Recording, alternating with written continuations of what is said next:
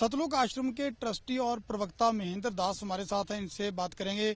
Mahendra Das ji, high court ने आदेश जारी कर दिए हैं, नॉन अवेलेबल अरेस्ट वारंट जारी किए हैं संत रामपाल जी के, और 10 तारीख तक उन्हें अरेस्ट करने के आदेश हुए हैं, क्या कहेंगे?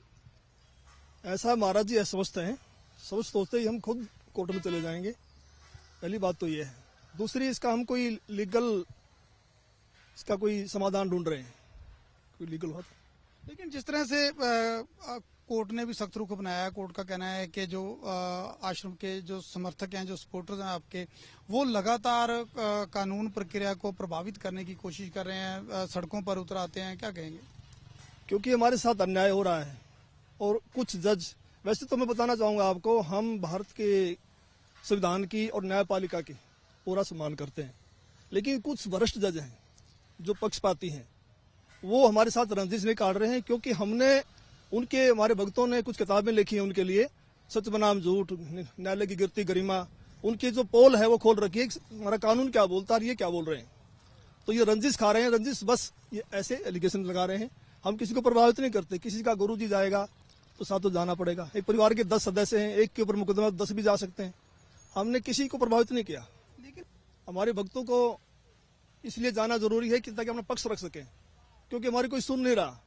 हम कई सालों से चिल्ला रहे हैं, हमने ऑल एमपीज को, एमएलए साहिबान को, सबको हमने लेटर लिखे, किताबें लिखी कि भी हमारे को न्याय दिलवाया जाए।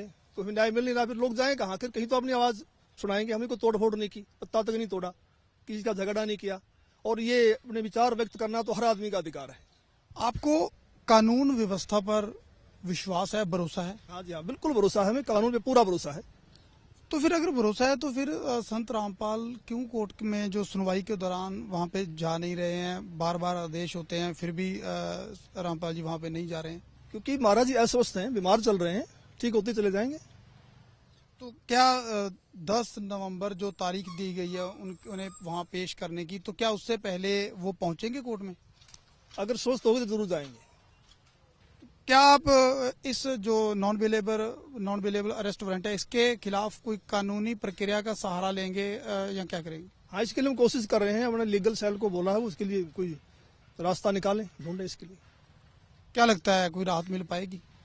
उम्मीद तो रात की है, बाकी परमात्मा का मार्ग है, वही करेंगे सब कुछ।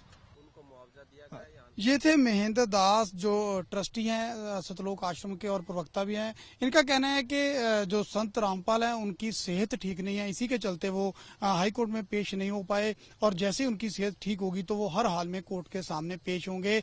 और साथ ही इनका कहना है कि जो नॉन अवेलेबल अरेस्ट वारंट जारी हुए हैं तो उसके अगेंस्ट उच्च अदालत में जाने की कोशिश करेंगे और कोई बीच का कानूनी रास्ता निकालेंगे। कैमरामैन प्रवीण दीक्षित के साथ नृपिंदर सिंह बराड़, एबीपी न्यूज, बरवाला। शिष्य भगजी, आपने देख लिया, ये महेंद्र भगोड़ा है, संत रामपाल जी महाराज का सगा भाई, जो खुलेआम झूठ बोल रहा। संत रामपाल जी महाराज कोर्ट नहीं जाने दिया, और आज 2024 चल रहा है। आज ये संगत, मूर्ख संगत, जितने सतलुज आश्रम फर्जी बने हुए, जितने नामदान संचालक, ऑडिटर, आज ये सारे गुंडे मिल करके अफवाह उड़ा रहे हैं कि संत रामपाल जी महाराज अपनी मर्जी से जेल गए और अपनी मर्जी से जेल से बाहर आएंगे। उनको कौन जेल भेज सकता है? उनको कौन जेल में डाल सकता है? वो तो परमात्मा है, वो तो लीला कर रहे हैं। उनको कौन जेल से बाहर निकाल सकता है? ये हालात है। संगत को चुल्लू भर पानी में डूब के मर जाना चाहिए। ये 5 महिला, एक बच्चे की हत्या करके संत रामपाल जी महाराज खिलाफ कोर्ट में बयान दिया, तब इनको सजा हुई है। संगत को ये पुस्तक जरूर पढ़ना चाहिए।